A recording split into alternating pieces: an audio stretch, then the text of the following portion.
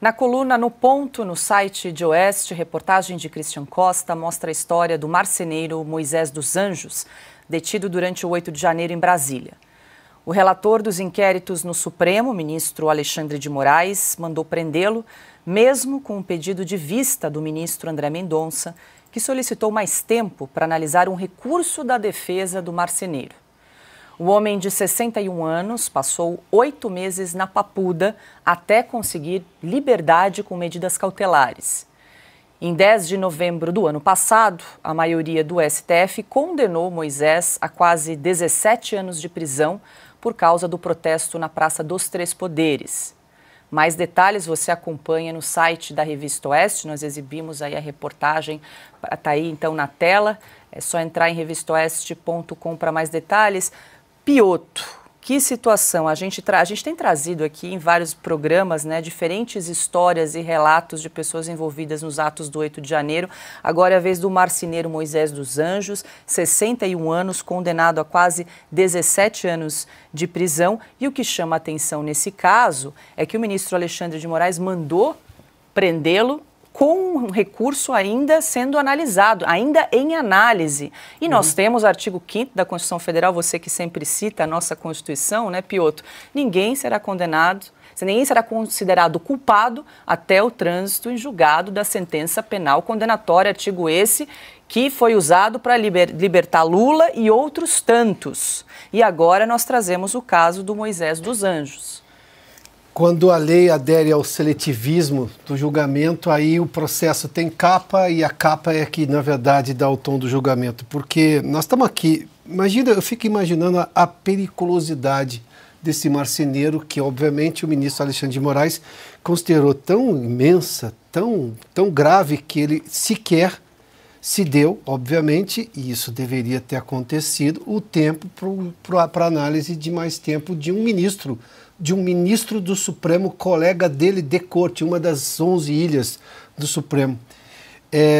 Nós temos seletivismo, nós estamos novamente falando aqui de não tem mais o que deveria, que na verdade é o básico de qualquer processo e qualquer julgamento, individualização de conduta, quais são as informações para um juiz do Supremo, colega do ministro Alexandre de Moraes, no caso do ministro Mendonça, pedir vista, é porque ele viu alguma coisa ali que precisava ser mais bem analisada, o que é da natureza da justiça.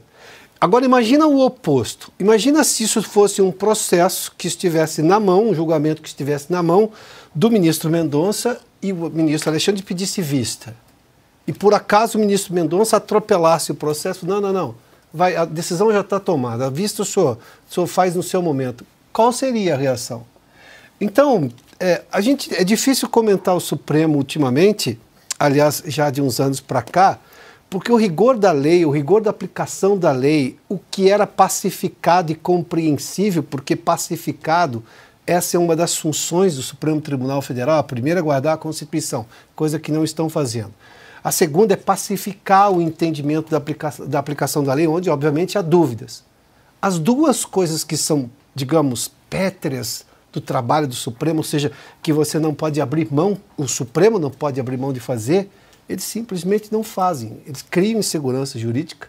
Agora, como é que você vai fazer no próximo caso em que um juiz pedir vista de um processo?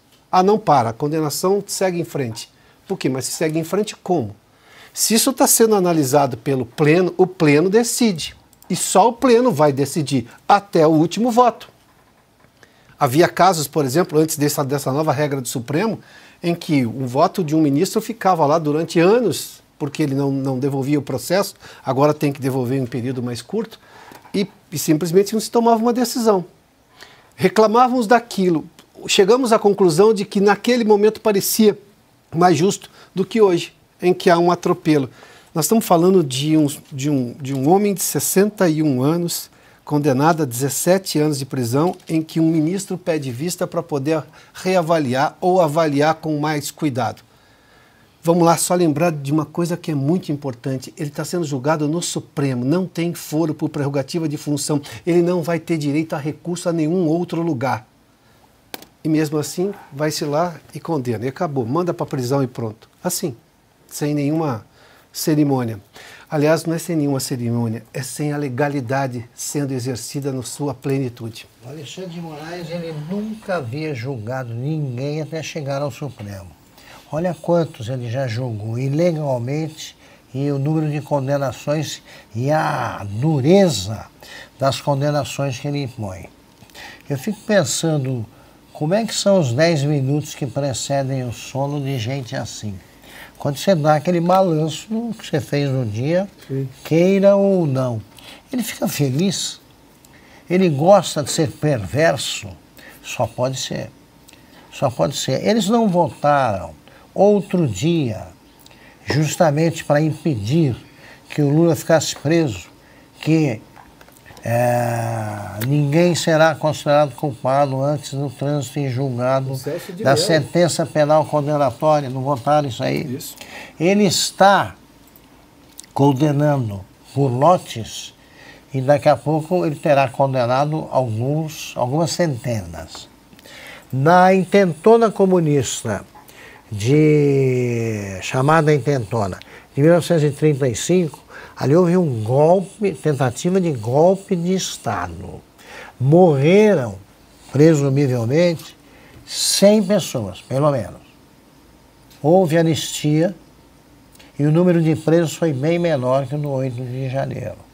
Depois viria, em 1938, a rebelião, a Revolução Integralista.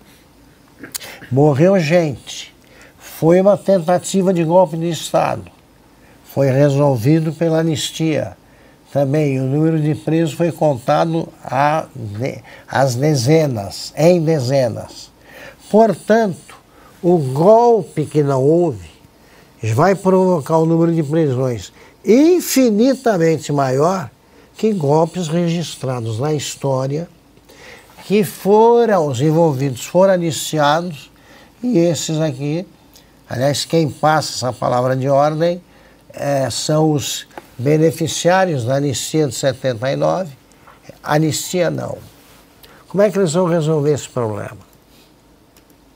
E no caso, o único morto do 8 de janeiro veio porque não foi atendido um pedido da PGR para que o preso, de forma apenas cautelar, porque ele não tinha sido julgado ainda, estou falando do Clériston da Cunha, morreu porque não houve julgamento do parecer, do entendimento da Procuradoria-Geral da República pelo ministro que cuida desta vara criminal, o ministro Alexandre de Moraes. Desde setembro tinha esse parecer favorável da PGR. Clériston morreu em novembro, na Papuda. Ana, quero te ouvir também sobre o caso do marceneiro, que teve pedido de prisão aí pelo ministro Alexandre de Moraes no decorrer da análise de um recurso, sendo que o ministro André Mendonça então pediu mais tempo para análise e ainda assim esse mandado de prisão foi expedido pelo ministro Moraes.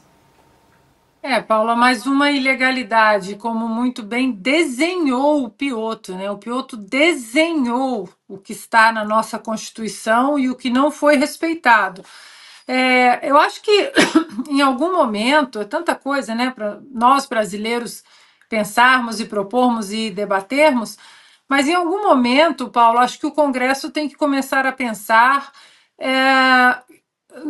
numa PEC, numa lei, que os indicados para a Suprema Corte eles têm que ser juízes. Porque pegando esse gancho que o Augusto disse, que até chegar no STF o Alexandre de Moraes não havia julgado um único caso, o que acontece aqui nos Estados Unidos, e repito, falo da Suprema Corte daqui porque os nossos ministros citam tanto a Suprema Corte dos Estados Unidos. Quando as sabatinas acontecem aqui, também no Senado, as perguntas são muito embasadas nas decisões daqueles nomes, daqueles indicados, nas decisões que eles tomaram como juízes de instâncias inferiores. Se eles aplicaram as leis corretamente, se a Constituição foi violada, se houve ativismo, se houve distorções. Então, a sabatina vira, na verdade, sessões muito interessantes até para aqueles que estudam direito, porque elas são voltadas exatamente para ver se aqueles juízes de instâncias inferiores, se eles aplicaram as leis corretamente. Enquanto isso, os nossos juízes aí estão passeando, né, na Espanha, em Londres, e daqui a pouco vão para outro lugar. Uma outra preocupação que isso traz é que essa semana saiu uma notícia de que uma juíza mandou prender um jornalista de Pernambuco por publicações contra um promotor, né? Contra o promotor. E na defesa, vejam vocês, a juíza cita entendimentos do Supremo Tribunal Federal no inquérito das fake news liderado pelo ministro Alexandre de Moraes. Ou seja,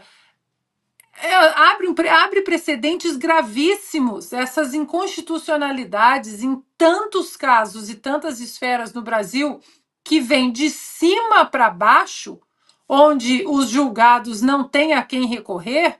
Isso vai abrindo um precedente perigoso, um efeito cascata lá de cima para as instâncias inferiores, gravíssimo. Agora, uma juíza manda prender um jornalista, ela embasando a sua decisão exatamente no entendimento do STF de Alexandre de Moraes. Ou seja, grave, mais uma vez grave, né? Nós precisamos, repito, Paula, na minha opinião, nós precisamos tirar o Congresso, tirar as forcas do Congresso, tirar o Congresso, colocar numa posição ereta, porque hoje os parlamentares estão de joelhos ao Supremo Tribunal Federal por causa do foro por prerrogativa de função. Nós precisamos dar a esses parlamentares essa liberdade de poder trazer para julgamentos de processos de impeachment de ministros do Supremo Tribunal Federal sem medo. E hoje eles têm muito medo.